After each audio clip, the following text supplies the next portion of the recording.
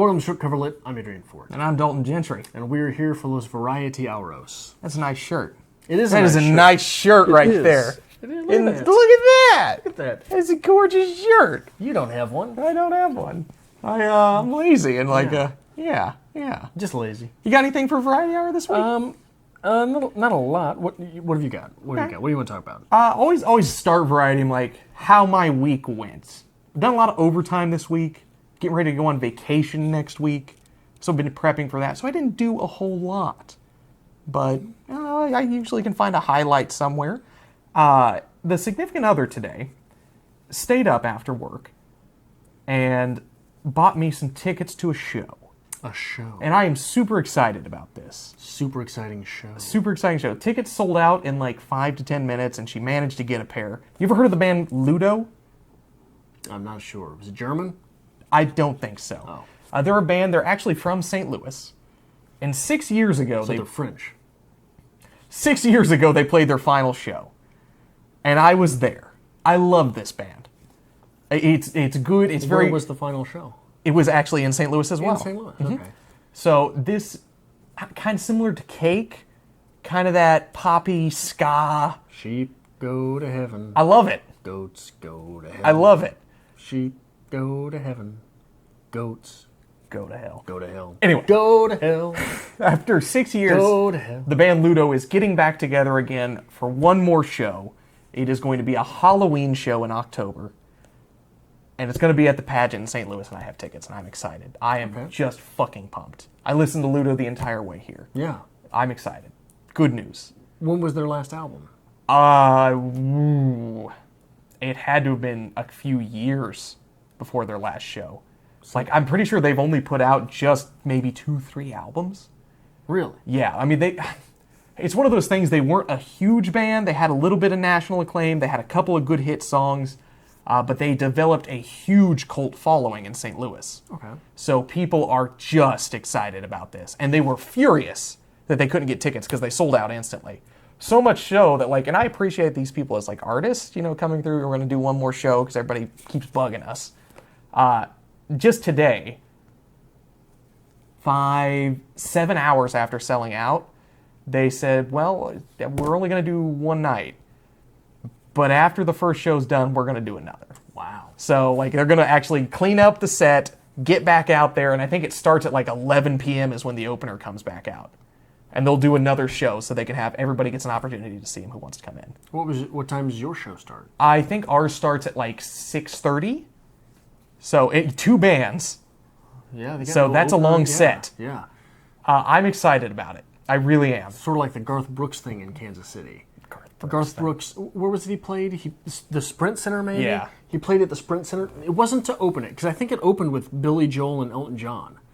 I think that's what opened it. But maybe Garth Brooks did open it. I don't know. One of the very first shows was Garth Brooks. Did so well, he said, you know what? I'm going to do this like 5 days in a row.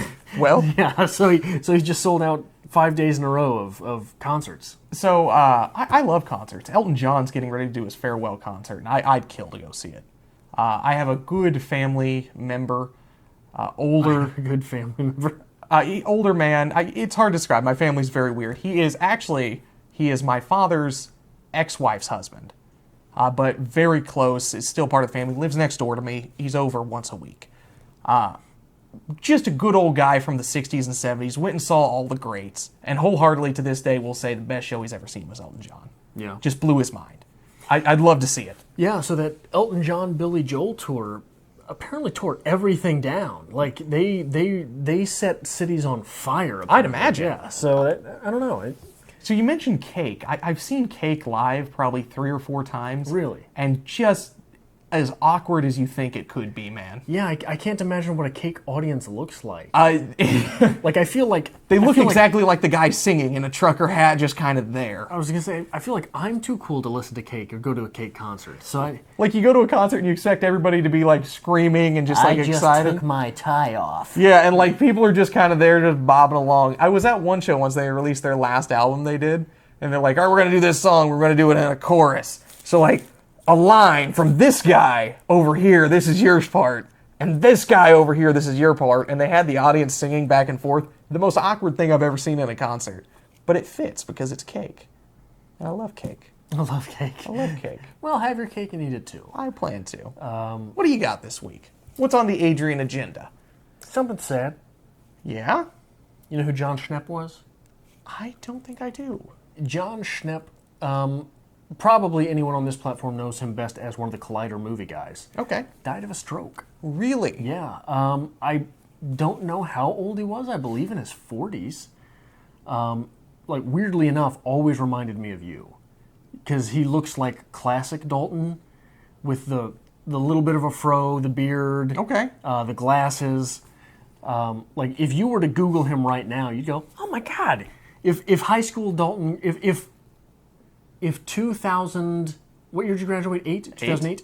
If 2010 Dalton kept on that trajectory with appearance, that's what you would look like in your 40s. Okay. But yeah, I guess he had a stroke and died. That's unfortunate. That's terrible. Yeah. It's just, and you know, like, that's, honestly, I'm not scared of much. But heart attacks and strokes, you don't get to predict them. True. You don't get to say they're going to happen. And I live alone. No one's going to find me. If I get debilitated to the point where I can't call someone. You know what I mean? Like, most people, you live with someone, eventually someone comes home. Yeah. Oh my God, we got an emergency. I don't know. That's one of those dangers about living alone, you know? You don't think about it until you think about it. Well, see, I have the significant other. She lives with me as well, but, like, also have my roommate, Josh, and, like, I'm pretty sure I could die on the couch and he wouldn't notice. No, Josh wouldn't understand. Exactly. You just move on with life. But, like, last week, I mentioned I had that rib fall out of place. And, like, I'm feeling a little better. I'm mobile, but it still hurts so fucking bad. I genuinely, like, that fear hits your mind when your chest starts hurting to the point that you can't breathe. I'm like, well, this is it. This is how I'm going. Yeah. It scared the hell out of me, man. So, I don't know. Is he part of life, I guess? Roll the dice? Well, I mean, you roll the dice waking up, right? It's just, True. It's boy, something like a stroke, that's so scary. It is. And this, you know, Schnepp was, I really liked Schnepp. So Collider used to be AMC Movie Talk. Okay. And it was John Schnepp, John Campia, the Schmoes No guys, only one of which I can stand. I can't stand the one who thinks he's a comedian. And they were all right. Then they got bought by Collider, and John Campia left again. Okay. And I kind of like John Campia. I'm liking John Campia less and less as John Campia's opinions get watered down. Which, if anyone, like, he's real big in the movie vlogosphere. Okay. Right, real big on. I think he's got 500,000 subscribers on his own channel. That ain't bad. Well, I mean, and it's just been going for a couple years since he left Collider. But Collider bought them. John Campia left. John Schnepp stayed, and John Schnepp was then at that point basically the only one I could watch on that channel. Okay. His opinions on things I really enjoyed. And so, like, when I was in grad school, one of the things I would do is I would wake up, go to the library, and AMC Movie Talk dropped at noon or 1, something like that. So I'd get to the library at 8 or 9, and I'd do all my stuff until, like, 1. No, actually it was like 3, I think. 3 or 4 it dropped. So I'd do my stuff until then I'd boot up the laptop, and I'd watch that episode, and then I'd go back to my stuff until I got too hungry and had to leave. But yeah, like, it just sucks, man. Like, that was someone that I had watched for so long, and whose opinion, he made a documentary, The Death of Superman. The Death of Superman, or something like that. There was a Superman movie that Nicolas Cage was supposed to star in. Okay. Never went through. Just big disaster. He made a documentary on it. I haven't seen it, but it was a pretty big deal. And, you know, it's celebrity, I would say. Celebrity deaths are always kind of weird. When we talked about that a little bit in the past, I used to listen to a podcast when I played video games more often. The podcast was called Blue Please, and it was run by a guy who went by multiple names, Total Biscuit and Cynical Brit. Very well known in the gaming industry. Very good voice. I used to listen to him when I played World of Warcraft, because he had a World of Warcraft podcast. I'd listen along with it. He passed away not too long ago. Very unexpected terminal cancer. And like up until like he did everything he could, he kept doing podcasts until he couldn't anymore, and he sent out that nice letter saying, I got to step down. And finally word came that he passed. And it sucks. It does suck to see people that you form a connection with through the internet. It's bizarre, but you do. Yeah. And you get used to their voice, you get used to seeing them, and it's hard when they're not there. Yeah. And it's interesting. So I've always been of the impression that you don't get to be sad when celebrities die. You didn't know. We've talked about that, yes. The first run-in I had with this was Christopher Hitchens. Okay. Who, by the time I found him, was dead. Okay. But I didn't know it. So I keep watching these videos on YouTube and watching these videos. And then months into my rabbit hole experience with Christopher Hitchens, there was a thumbnail on the sidebar of him completely bald and no eyebrows, and it was like, whoa, what is this? And it was him on 60 Minutes talking about, it's just about time. And that was a strange experience because he talked me out of religion, Okay. And by the time I found him, he was gone and I didn't know it. And we do a lot of books, obviously, on this channel, but you get that with authors as well. You get so enveloped in an author, but they're already gone. There's never going to be anything new from them unless there's that miracle that, that unfinished work was found. Right. But that's the bitch of it, really, is like most authors don't get that huge level of fame and notoriety until after their death. Till we know what to do with their canon. Yes. So it is an interesting world. It is. Like imagine if and I'm not trying to make light of anything, but would the actions and the writings of Chuck Palahniuk be different if he were set but not famous? Okay. If he back in the day, the Faulkner time, Faulkner had a job. Okay. But someone like Hemingway would live off of publishing a short story once in a while. Yeah. Hemingway lived extravagantly. But if you could make your bones and not be famous, but be big enough to live off of publishing a novel, would someone like Chuck Palahniuk's career have blossomed differently? Because he dropped Fight Club, no one cared. Fight Club became a movie. Palahniuk went supernova. Okay. I'm still stuck on the Faulkner thing where you made it a point. Yeah, Faulkner did have a job when he was writing this. Like, you knew he went to work and, somebody's like, what are you doing tonight, Will? Oh, just writing that novel. Sure you are, Will. It'll get there one day. I bet it will. Yeah. Well, maybe that's the experience. Maybe that will... As I Lay Dying was reportedly written between the hours of midnight and 3 over a 6-week period. Okay. And the legend is that he didn't change a word of it afterwards. Yeah. Don't worry, like 10 years from now, I'll be sitting on the set, probably 50 pounds fatter. Probably still, the hair would be terrible. I'll be like, we got a special guest today. Adrian Ford will be joining us on the channel. I'll be subleasing you my apartment so you can drive to Kansas City and do that. I can still drive to Kansas City and use the set. No one lives here, though. It's fine. It's fine. Essentially, no one lives here now. Let's be honest. It's all right. But actually, no one may live here. But if you notice, it's a lot brighter in here. Yeah. We upgraded a little bit, got a little lighting. I hope it looks decent. It's definitely blinding. Yeah, we haven't had time to toy with it much. But I definitely bought a $15-ish... Big spend. 120 watt or something light. It's basically a fire hazard directly behind the camera at this Sitting point. on a stack of books.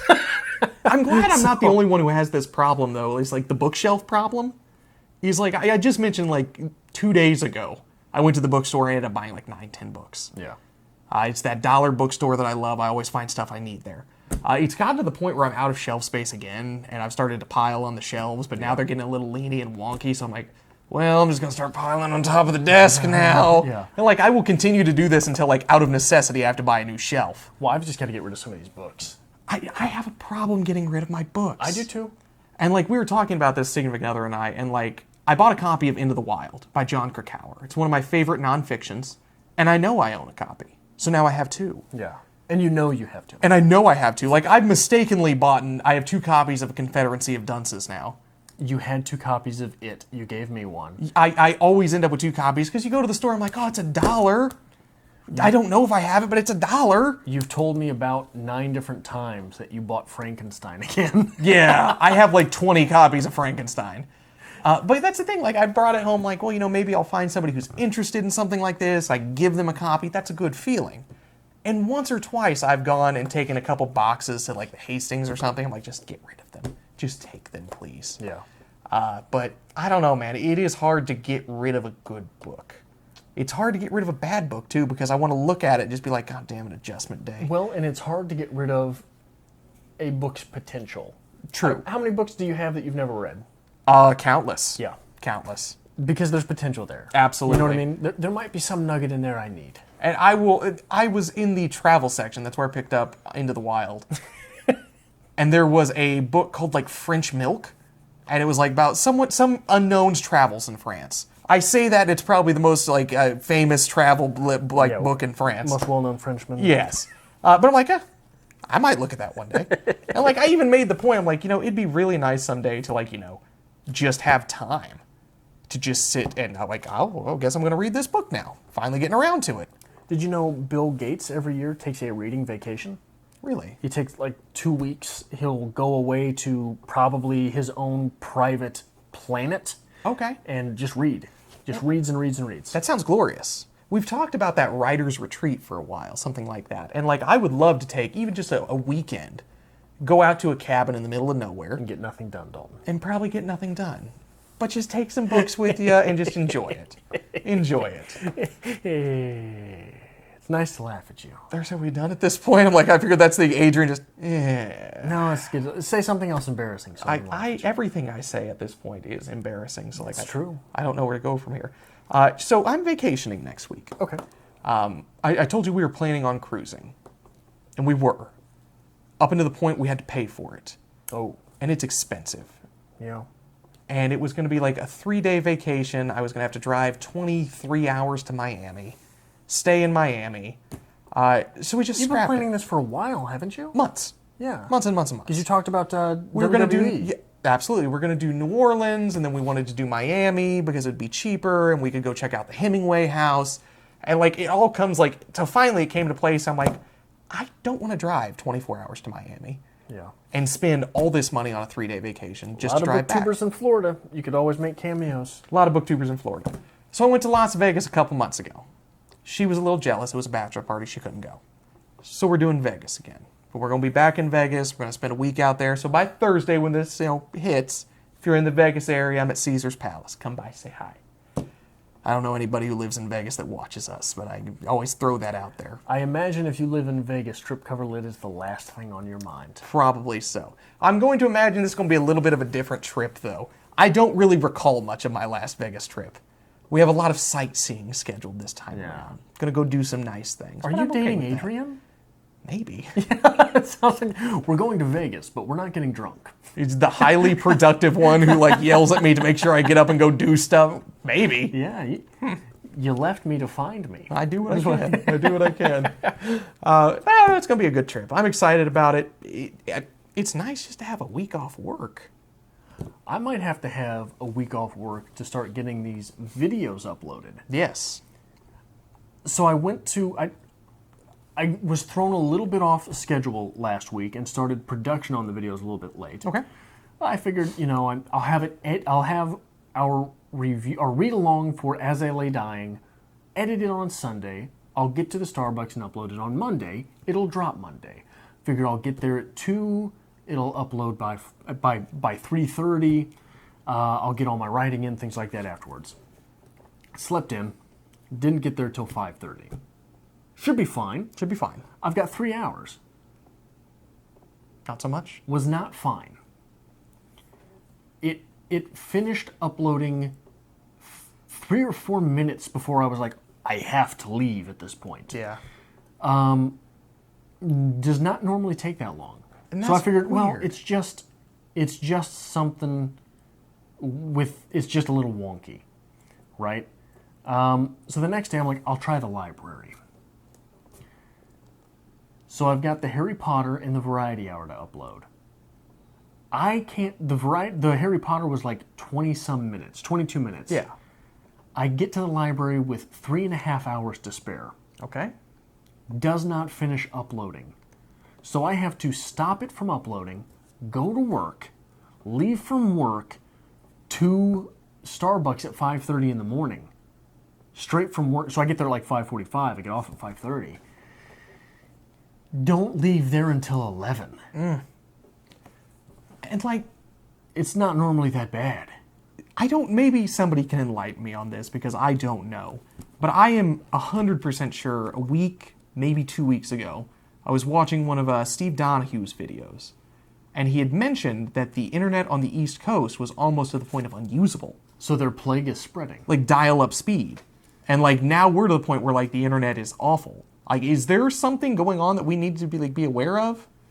Is the internet shutting down? Have the machines become aware? I don't know, but like that sucks. And there are nights like that. I know when I was editing and uploading, there was always the occasional like, well, the internet's out. Glad I have nothing to do now. Yeah. Glad this ruined my day.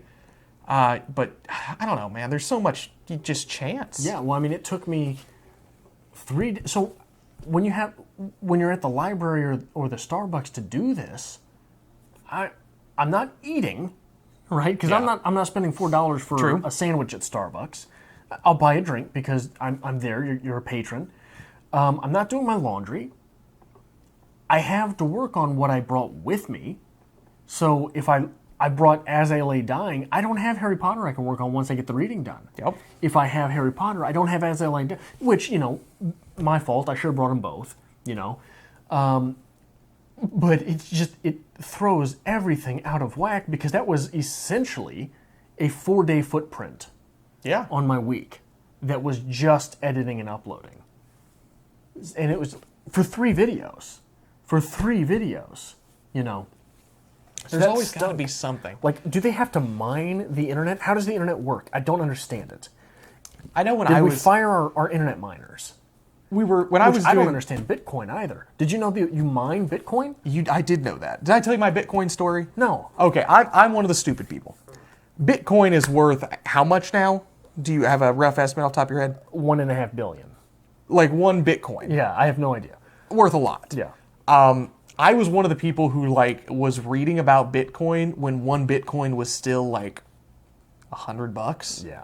And I'm like, well, that'd be cool. Like maybe if it takes off, you might make a couple hundred off of it. I'm like, I got $100 to spend. How are you gonna sell it? How are you gonna sell it? What if Who's gonna I'm buy it? wasting my money? Yeah. I'm wasting my money. So I did not buy any Bitcoin. I did not mine any Bitcoin, and I am the fool in that. Yeah. If you had, I think they're worth 8,000 right now. Like, It's somewhere close to 10. I know they hit 10,000. I think they hit like 14,000. I hate my life. If you'd bought 3, Mistakes were made. Yeah. Mistakes were made. I that always seems to be your luck, though, and it's retrospect. Looking back, I should have done this. Who would have thought? Yeah. But what's the next big thing, and why have we not capitalized on it yet? Well, the next big thing is the downfall of everything because of artificial intelligence. Okay. Have the machines become aware, and that's why we can get internet. So They're just artificial like- intelligence is going to replace at least 25% of the American workforce Okay. with deliveries. Okay. Now, I question this a little bit because, so have you kept up with this at all? No. So automatic driving cars Yes. are like next week around the corner. Yeah. They exist now, but the likelihood of their getting in a wreck is 1/10 of what a person is, and they want it to be 1,000th or whatever. You know what I mean? I would almost trust the car over most people I see I driving. would absolutely trust the car over most people. Yes. Just last week, I saw a woman on the highway that passed me who was eating pizza and putting on eyelash stuff, driving with her knees. Swear to God, I was so terrified I cut down to the minimum to let her get as far ahead with her wreck as she could. But, yeah, 25%. So if 25% of the workforce is replaced by deliveries are 25% of the American workforce. Yes.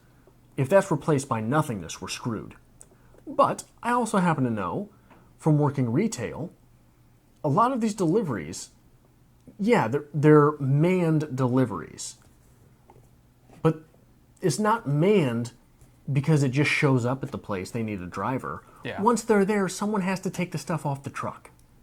So if you are massive liquor company, are you going to trust Jay at the Five and Dime to unload only those boxes that he is supposed to be unloading from your unpersoned delivery truck? Okay. Right? So another part of that is, from working retail, I understand that once that truck does deliver, I'm the only person from my store that I scan it, I bring it in, I count it, yada, yada, yada. One person job, because I have a delivery person bringing everything in. Okay.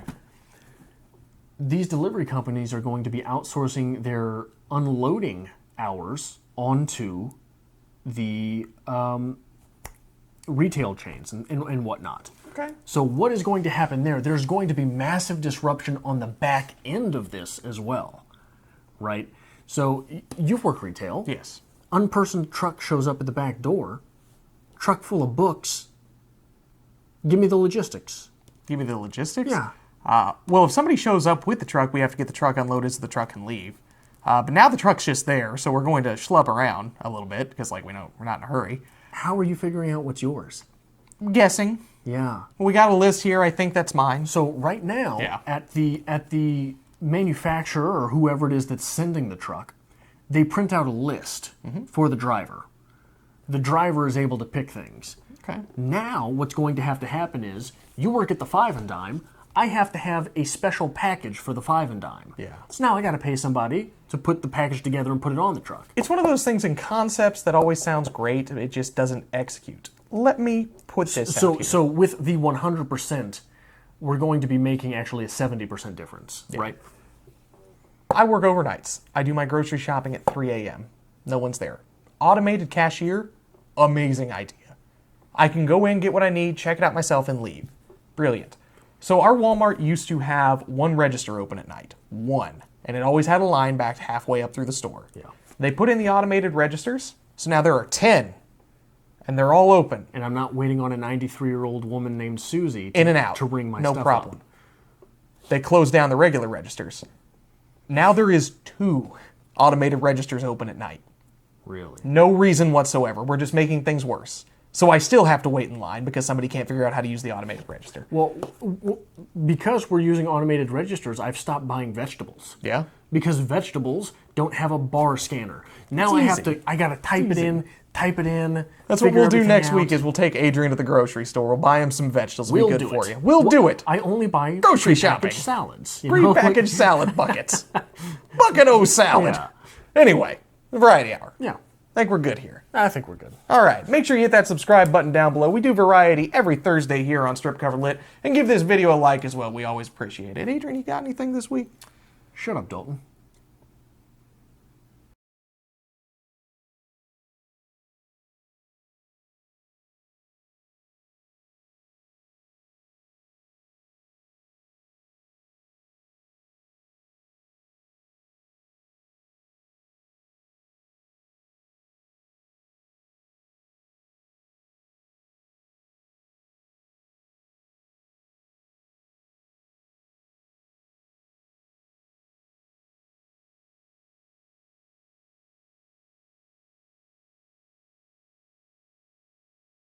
Nice variety hour X, by the way. Reminded me of like early 90s WWE wrestling. I should probably start that, shouldn't I? All right. You really not buy vegetables? I do.